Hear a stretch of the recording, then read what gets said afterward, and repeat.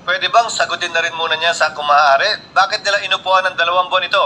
2 buwang nakabinbin ang 3 impeachment complaints sa Senado at sa Kongreso. Ang kailangan lamang naman gawin, ipadala yan sa Speaker para ma-agenda ng Speaker yan. Magkatabi ang opisina nilang dalawa. Pero hindi yung ginawa sa loob ng 2 buwan. Tapos kami gusto sa loob ng 2 oras magawa yun. Magandang araw mga kaibigan. Pag-usapan pa rin natin ngayon ang tungkol sa impeachment, ano? Itong na-delay. Ang mga kongresista, akala nila magsisimula kaagad. Iba ang desisyon ng Senado. Sa June 2 pa daw, may latest na balita, after SONA na daw.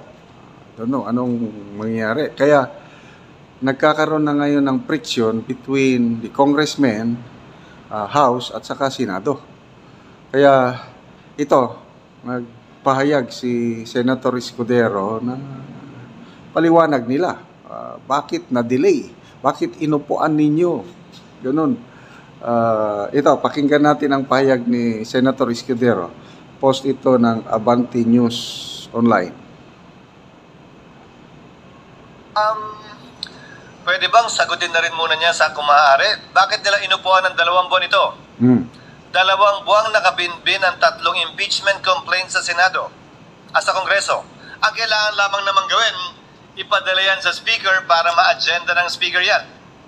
Magkatabi ang opisina nilang dalawa. Pero hindi yung ginawa sa loob ng 2 buwan. Tapos kami gusto sa loob ng 2 oras magawa yun. Sa loob ng ilang araw magawa yun. Kung tila hindi sila nagmadali, anong pinaguhugutan at saan sila nanggagaling para madaliin kami ngayon? Hindi naman niya kailangan sagutin talaga kung gusto lang niya. Para maliwanagan din ako. Okay. Ulitin natin ha. Ulit. Karapatan nila yun, ginagalang ko yun, pero pwede bang sagutin na rin muna niya sa kung maaari? Bakit nila inupuan ng 2 buwan ito? 2 buwang nakabinbin ang 3 impeachment complaints sa Senado at sa Kongreso. Ang kailangan lamang naman gawin, ipadala yan sa Speaker para ma-agenda ng Speaker yan. Magkatabi ang opisina nilang dalawa. Pero hindi yung ginawa sa loob ng 2 buwan. Tapos kami gusto sa loob ng 2 oras magawa yun. Sa loob ng ilang araw magawa yun. Kung tila hindi sila nagmadali, anong pinaguhugutan at saan sila nanggagaling para madaliin kami ngayon? Hindi naman niya kailangan sagutin talaga kung gusto lang niya. Para lang maliwanagan din ako. Okay, so medyo mabigat yun. Boses niya, malumanay, kailang may, I don't know, akin lang ito, tingin ko parang napipikon na si Senator Escudero yung inaapura siya na simulan na kaagad ang impeachment trial. Okay, so ang question dyan is, bakit pinatulog nila sa Kamara yung impeachment complaint ng halos 2 buwan? Ano sa tingin nyo? Bakit hindi nila inaksyonan kaagad?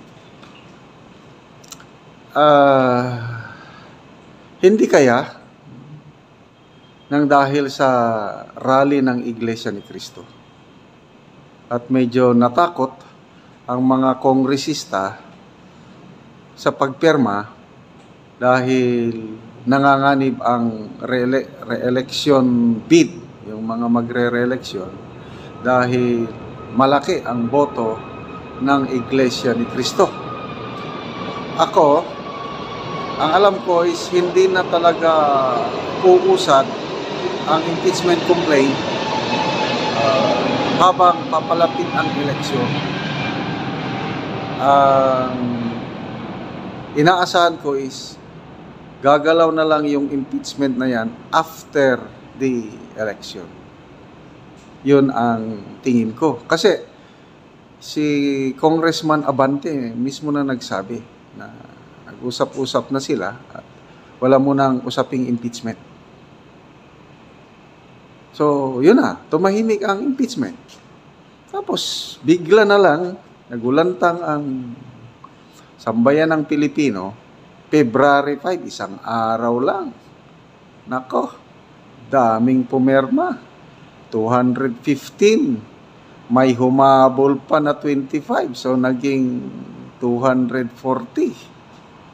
Kaya, yun ang tanong ni Senator Iska. Kung hindi nila minadali, last minute yung end of session ng both houses of Congress, doon pa nila inakyat.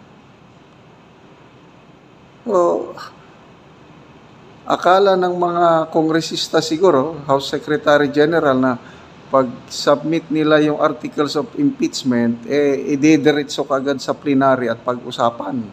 Hindi. May rules din ang Senado, yung Secretary General ng Senate. Binerify pa niya, pinag-aralan pa niya. Kaya hindi nakarating sa plenary session ang impeachment complaint.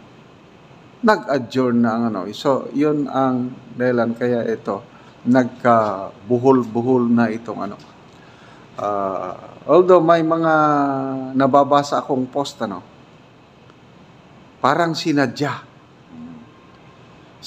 daw na ganon nga magkabuhol-buhol. Hindi ko muna i-discuss kasi tinitimbang ko pa kung sinadya ba talaga. So, o talagang inapura. At anyway, itong pagka-delay, pumapabor sa kampo ni BP Sara para consolidate ng kanilang mga puwersa.